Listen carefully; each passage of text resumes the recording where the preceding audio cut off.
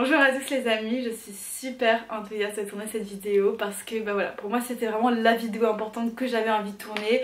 Je sais pas pourquoi j'ai attendu autant de temps avant de la sortir, mais c'est parti, aujourd'hui je vais faire cette vidéo. J'avais envie de faire un genre de lettre ouverte. Alors je sais pas si c'est une lettre ouverte à la société, au gouvernement, à je ne sais qui, mais j'avais envie de parler en fait de tous les changements en fait dans la société qui pourraient vraiment aider les personnes autistes. Voilà, tout ce qu'on devrait améliorer dans notre société, voilà. Alors moi personnellement je vis en France, hein, je sais que voilà, ça peut être très différent dans les autres pays. Je sais que vous êtes beaucoup à me suivre depuis le Canada, depuis la Suisse, depuis la Belgique, depuis le Maroc. Alors un petit coucou, un petit big up à tous ceux qui vivent pas en France, voilà. Et ça c'est, voilà, des fois voilà, j'aimerais bien aussi faire des vidéos qui parlent un petit peu du fonctionnement d'autres pays que la France, parce que c'est vrai que moi je vis en France donc c'est ce que je connais. Mais bref, j'avais envie de faire une vidéo vraiment où on parle encore une fois de tout ce qui moi m'est venu en tête principalement. Je sais qu'il y a d'autres trucs aussi qu'on pourrait mentionner bien entendu, et je vous invite à en parler après dans le groupe Facebook, mais les changements dans la société qui pourraient vraiment aider le quotidien de personnes qui sont concernées par l'autisme, voilà, tout simplement. Donc le premier truc que j'avais envie de mentionner qui pourra vraiment aider les gens, c'est je pense que vraiment c'est le truc le plus central, le premier truc qu'il faudrait améliorer, notamment en France. Et là encore une fois je parle de la France et pas d'autres pays où c'est peut-être moins le cas. Mais réduire les temps d'attente dans les CRA, tous les lieux où vous vous faites diagnostiquer des TSA tout simplement. Parce qu'encore aujourd'hui c'est catastrophique, les temps d'attente c'est catastrophique. Moi personnellement j'habite en Ile-de-France, j'avais pas les moyens de me payer je sais pas combien un diagnostic en libéral, donc du coup voilà, j'étais étudiante, hein, donc je me suis fait diagnostiquer dans le public, enfin en tout cas dans un centre expert, voilà, où 100% remboursé. Alors ça pour le coup ça c'est vraiment cool, hein, que j'ai rien eu à payer, j'ai payé littéralement 0 centime pour toutes mes étapes de diagnostic, donc ça c'est vraiment super. Par contre 3 ans d'attente, je suis désolée mais c'est pas possible quoi, c'est pas possible, 3 ans d'attente en fait c'est pas possible. Et encore une fois moi je fais partie des gens qui sont chanceux parce que bah voilà, je vis dans un environnement bienveillant, j'ai jamais eu de problème trop lourd vis-à-vis de mes TSA, voilà, j'ai toujours réussi à me dépatouiller, j'ai pas de problème avec mon entourage ou avec mon travail, etc. Donc je fais partie des gens qui sont vraiment chanceux.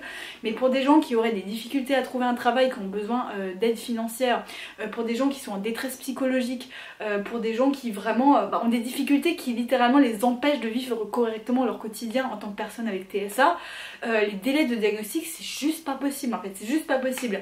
Il y a aussi des gens voilà qui ont un autisme qui est peut-être plus discret en fait, qui se voient moins de l'extérieur et qui ont besoin d'un diagnostic pour voilà, confirmer en fait qu'elles sont bien autistes, savoir qui elles sont, si elles se font des idées ou pas. Moi c'était mon cas, moi par exemple, voilà, il y avait plein de personnes de mon entourage qui commençaient à me suspecter autiste. Moi au début j'en avais aucune idée et voilà, et j'ai vraiment eu des doutes au début, je savais pas du tout si c'était vraiment valide en fait de me considérer comme étant autiste. Donc j'avais vraiment besoin aussi de ce diagnostic pour avoir la confirmation en fait que j'étais pas en train de me faire des idées et que mon entourage n'était pas en train non plus de se faire des idées à ce sujet là. Donc je vous jure qu'attendre 3 ans, à tel point qu'à un moment tu te demandes s'ils t'ont pas oublié en fait, bah voilà, c'est absolument pas drôle en fait, parce que ça amène vraiment à des situations qui peuvent être carrément dangereuse, en fait littéralement dangereuse. Je vais pas utiliser de mots qui sont triggering dans cette vidéo, je vais éviter parce que voilà, ça m'obligerait à faire un maximum de trigger warning. Voilà, ce serait un peu compliqué, mais voilà, vous avez compris, ça peut vraiment amener à des situations très dangereuses pour les personnes concernées que d'attendre trop longtemps au CRA, d'avoir un diagnostic, voilà. Ensuite, deuxième changement qui pourrait vraiment aider les personnes autistes, c'est de changer complètement notre façon d'éduquer les gens sur l'autisme. Encore une fois, là, à la dernière journée de l'autisme en France, on a eu deux vidéos. Alors, il y en a une dans le supermarché, encore ça passe, voilà, ça passe. Mais celle où il y a Paul Mirabel et Paul Elkarat, franchement, bon, je vous invite à regarder la vidéo que j'ai faite sur le sujet. Il y a Johanna en pyjama qui a fait aussi une vidéo sur le sujet, vous pouvez aller voir cette vidéo. On est en 2024 les gars, là c'est pas possible en fait, c'est juste pas possible. On est encore dans ce cliché de l'autiste génie qui connaît tout sur la culture générale et qui comprend aucune expression imagée. C'est pas ça qui va aider à dépister les personnes qui ont un autisme voilà, qui est masqué, qui est beaucoup plus discret, qui voilà, et même les personnes qui ont un autisme vraiment beaucoup plus visible de l'extérieur, elles vont pas forcément non plus se reconnaître dans cet exemple-là. Enfin moi je sais que c'est impossible de faire une représentation qui va vraiment dépeindre l'autisme dans sa globalité, mais je pense qu'il faut au moins faire un truc voilà qui est crédible, c'est-à-dire que là on a vraiment une représentation très cliché, tous les clichés y étaient quoi. Donc je pense que bah voilà, notamment pour les personnes qui encadrent des gens, je pense notamment aux enseignants, aux personnes qui voilà, qui embauchent hein, les RH des entreprises, les patrons d'entreprise voilà, qui gèrent des employés, les animateurs, le corps médical, enfin toutes ces personnes en fait qui travaillent au contact d'autres gens.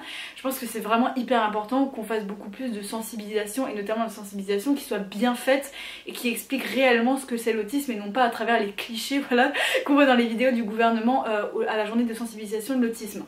Et d'ailleurs j'étais assez agréablement surprise, mon copain qui travaillait à un moment dans une banque, je sais plus la banque, j'ai une mémoire de merde donc je m'en rappelle plus, mais voilà, mais à un moment il a eu voilà un petit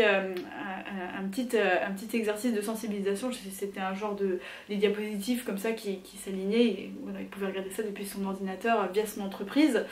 Et en fait j'étais très agréablement surprise par ça, parce que la représentation de l'autisme était parfaite. Ça expliquait vraiment les challenges des personnes autistes dans le milieu du travail, ce qu'elles doivent vivre au quotidien, etc. C'était super bien fait, ça se voyait que c'était vraiment à jour. On n'utilisait plus du tout le terme Asperger ou ce genre de truc voilà, qui est plus du tout à jour.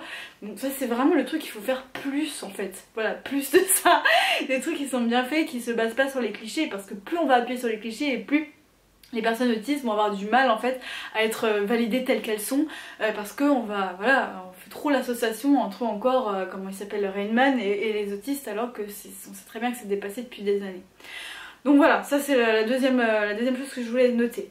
Ensuite, troisième truc vraiment important qui aiderait énormément les autistes, c'est de proposer des vraies solutions dans les endroits bondés de monde. Voilà. Et là vraiment je suis vraiment sérieuse avec ça. Tous les endroits bondés de monde, que ce soit les lieux administratifs, les parcs d'attractions, hein, parce que ça concerne aussi les loisirs, hein, c'est pas forcément les trucs sérieux, voilà. Ouais, tous les endroits où il y a vraiment des halls bondés de monde, où voilà. Faut savoir que ça c'est vraiment un challenge pour les personnes autistes, parce que les autistes ont vraiment beaucoup de difficultés à gérer leur sensorialité, leur sensibilité au bruit, au toucher, enfin tous les cinq sens hein, finalement, et que ça peut littéralement créer ça peut créer des crises chez les personnes autistes, que de se retrouver dans des endroits qui sont extrêmement stressants et bruyants. Et il faut savoir que les autistes vont pas forcément vous montrer qu'ils sont en détresse par rapport à ça, notamment parce que on sait très bien masquer. Il y a un avion qui est très proche vraiment très proche, on l'entend pas, peut-être qu'il y aura un gros bruit à un moment qui va arriver avec du délai, mais c'est assez impressionnant. Bref, je me suis laissée distraire. Mais voilà, typiquement les endroits où il y a du bruit, un autiste qui va masquer par exemple, il peut imploser. Hein. Moi ça m'arrive de faire des crises qu'on voit pas de l'extérieur, c'est-à-dire que je vais littéralement tout prendre sur moi et me retrouver complètement, avoir l'impression que mon corps est un petit peu à l'extérieur de mon esprit. Voilà, ou l'inverse, ou je sais pas trop, parce que je vais vraiment essayer de me détacher en fait de toutes mes sensibilités, parce que je suis en détresse totale par rapport au bruit. Donc alors ça veut dire quoi concrètement? Parce que là vous allez me dire ok, mais qu'est-ce qu'on peut faire concrètement, etc. pour ce genre de choses.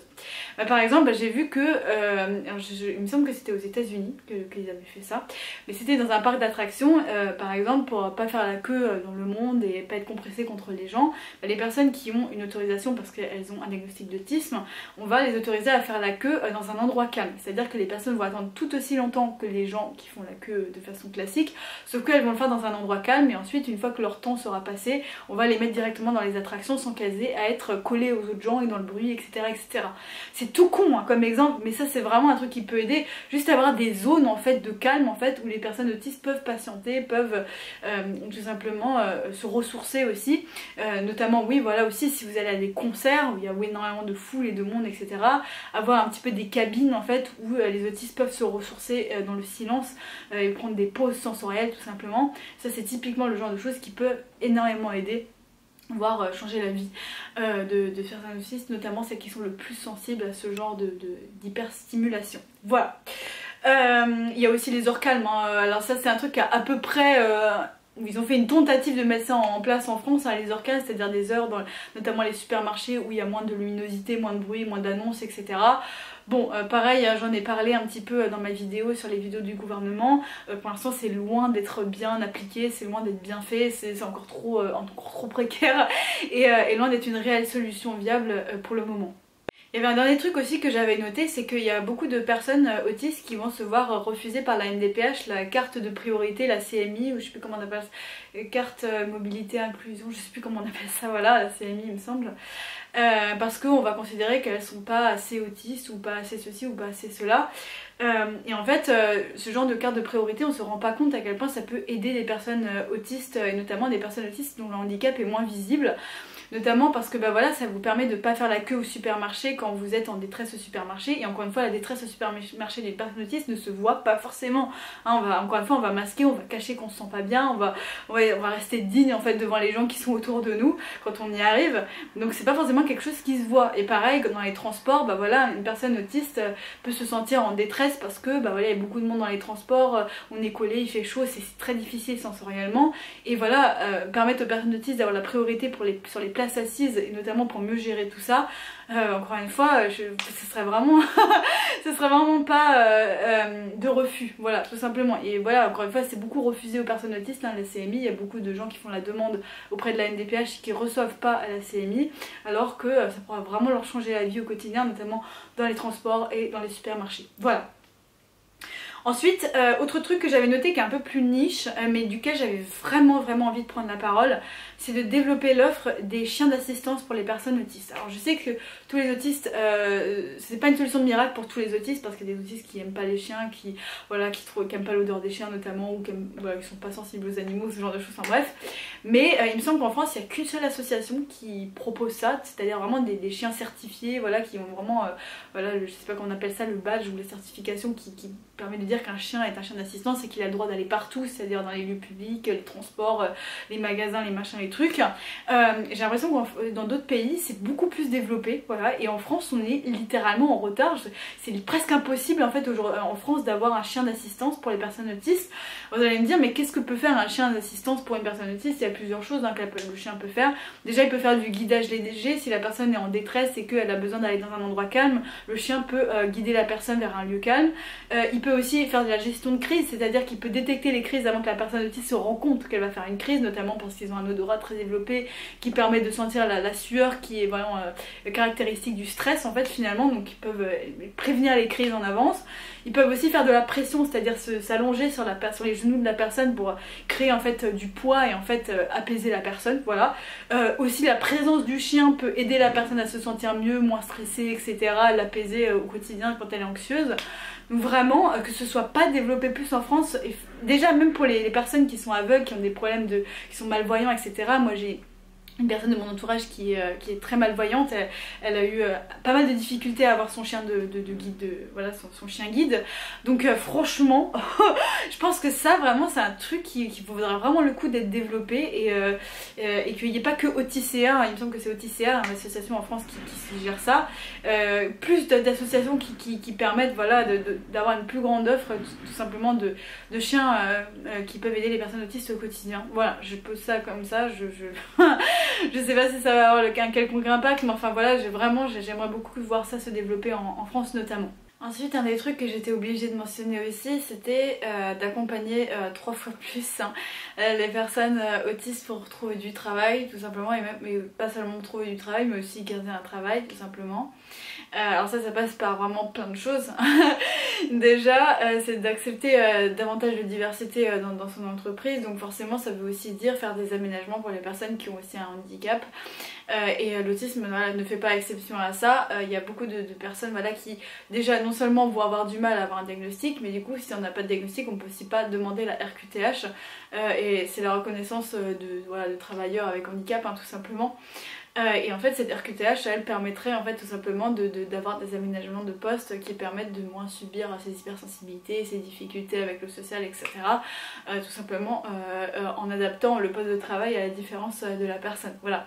Donc ça c'est des choses qui existent déjà mais qui peuvent vraiment être améliorées. Moi je vois encore beaucoup trop de témoignages de personnes qui disent qu'elles peuvent pas toucher la RQTH, qu'elles peuvent pas prétendre à la RQTH simplement parce qu'elles n'ont pas encore de diagnostic et qu'elles attendent depuis des mois en fait d'avoir des résultats. Il y a aussi aussi encore des boîtes qui vont pas, qui vont refuser, qui vont préférer payer une amende plutôt que d'aménager les postes en fait pour les personnes avec handicap. Et il y a aussi des gens qui vont pas reconnaître que l'autisme est un handicap pour les personnes, tout simplement parce que chez certaines personnes ça se voit même pas en fait. Donc voilà, ça c'est vraiment un problème. Et puis il y a aussi des choses qu'on pourrait faire qui sont assez simples, qui seraient de par exemple, je sais pas, créer des livrets dans les entreprises, des livrets explicatifs en fait pour les personnes autistes, pour que les personnes sachent quelles sont les règles implicites, parce qu'il y a beaucoup dans le monde du travail, il y a énormément de règles implicites, de trucs que tout le monde est censé un peu savoir sans qu'on ait besoin de le dire, mais chez les personnes autistes c'est pas forcément évident. Par exemple, je sais pas, par exemple si vous devez prendre votre pause entre midi et 13h, que c'est inscrit, voilà, le boss il vous dit bon bah tu pars en pause de midi à 13h, bah, les personnes autistes elles vont peut-être pas savoir qu'il faut quand même demander au patron si, ou au manager si on a le droit ou non de partir en pause, parce que c'est un truc implicite, on se dit c'est évident, voilà. Mais les personnes autistes, tout ce genre de trucs qui sont censés être évidents pour tout le monde, mais voilà, que elles vont pas forcément comprendre, bah, ça peut les mettre dans des positions délicates, parce que bah, voilà, elles vont avoir l'air impolies ou incorrectes ou ce genre de choses. Je me souviens que moi, mon premier job c'était chez McDo, et que je savais à quelle heure je devais partir en pause, alors du coup je partais à ma pause à l'heure où c'était voilà, c'était indiqué, mais je demandais pas au manager avant, parce que pour moi c'était, bah, il n'y avait pas besoin de demander, je savais que j'avais ma pause à 13h, donc je partais en pause à 13h. Et en fait on m'a dit après ah c'est pas correct du tout, faut demander au manager, même si c'est ton heure de pause, faut toujours demander au manager. Enfin c'est plein de petits trucs comme ça, là j'ai donné un exemple bateau, mais ça peut être plein d'autres trucs, voilà, que ce soit les codes vestimentaires ou les comportements qu'il faut avoir ou telle personne de telle hiérarchie.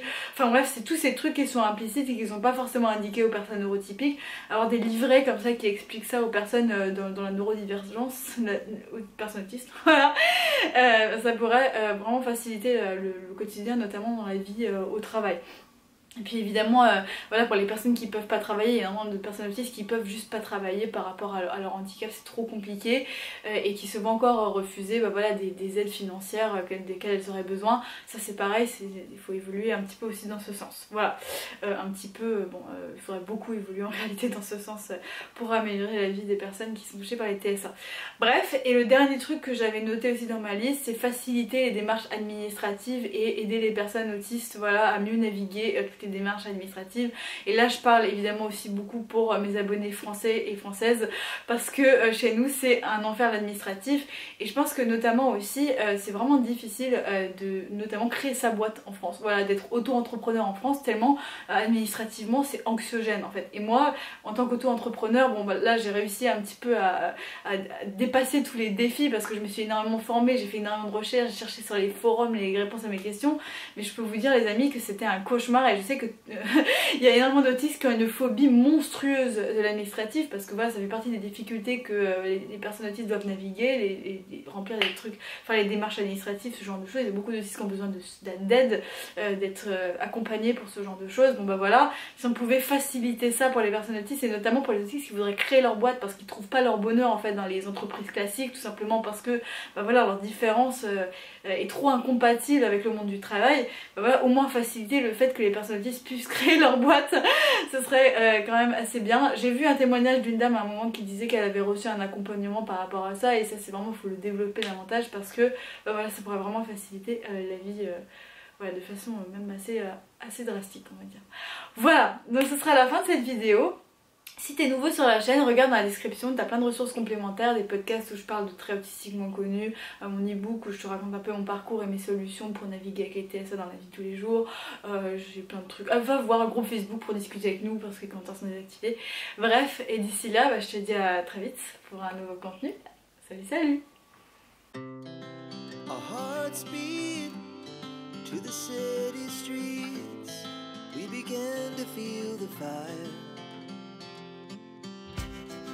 We rise like tall buildings as the chemicals they take us high.